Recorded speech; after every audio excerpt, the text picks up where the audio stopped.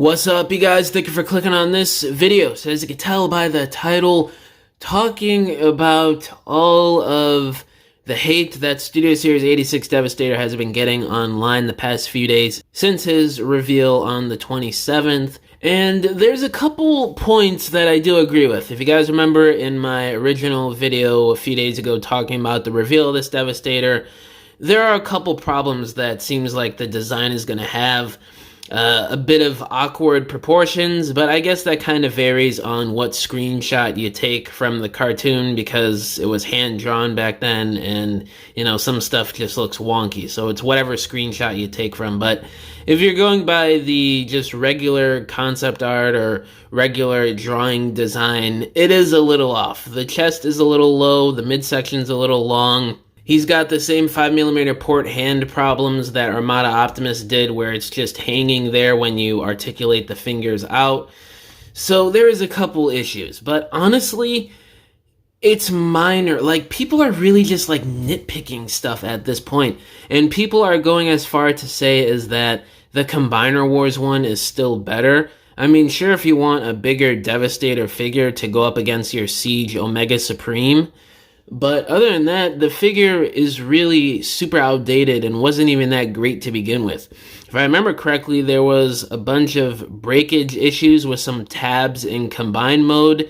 He didn't even have ankle pivots, so good luck posing a combiner that big and in some areas unstable.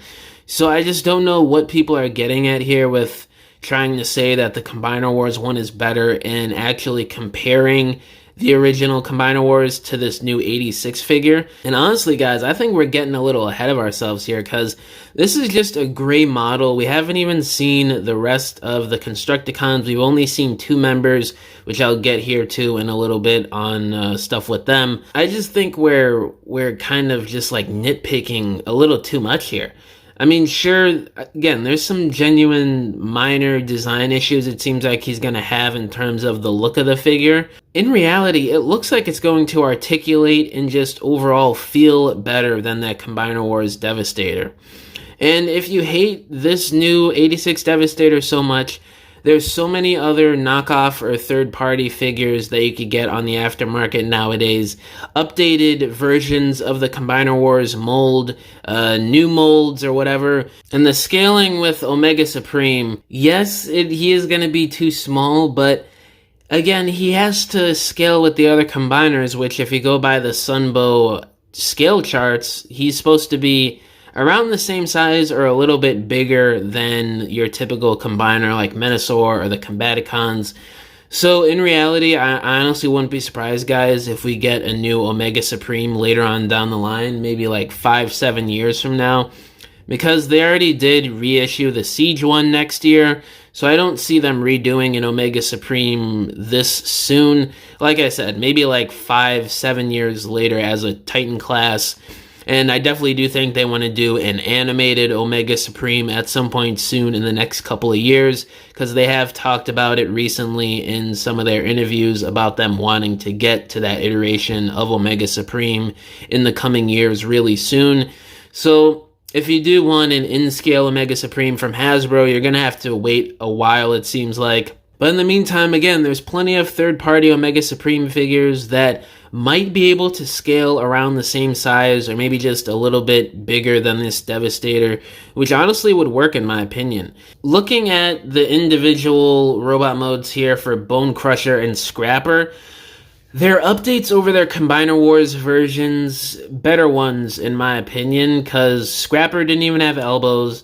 Bone Crusher and all of the members just had so many inaccuracies because they were a little bit based off of their IDW designs. So right off the bat, you're getting one that's better articulated for these figures and more accurate to the cartoon.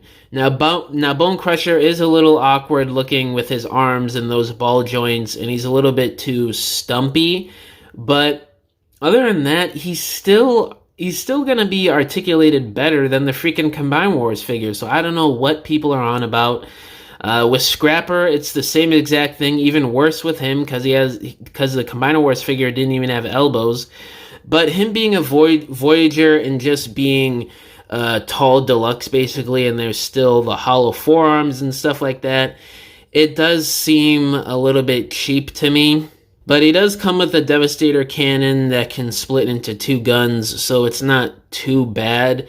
I just wish some of that hollowness was filled in, especially for him being simply engineered and him being a smaller Voyager class figure.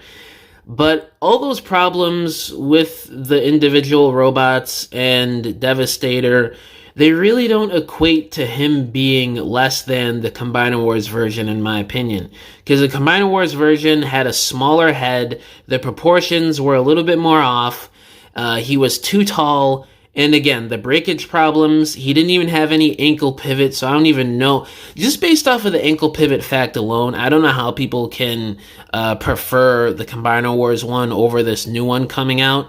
So just to cap everything off, yes, it looks like he's going to have a few problems, mostly minor in my opinion, but that just doesn't equate to him being worse than the Combiner Wars Devastator. I just think people are getting way too ahead of themselves, and I just don't know. The Transformers fandom just has some dumb takes a lot of the times. And again, we still haven't seen the full colored prototype. We still haven't seen all of the individual Constructicons, so we really can't just judge too far off the other way just yet.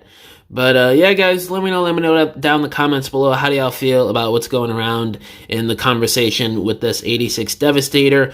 All my social medias are linked down below, including my email if you guys want to hit me up about business inquiries, or if you want to message me about whatever, or if you want to commission a diorama from me, because I make dioramas for people for their stop motions, photography, or irregular display shelves in your homes. You could either hit me up on any of my social media accounts or just email me and we can work out a deal.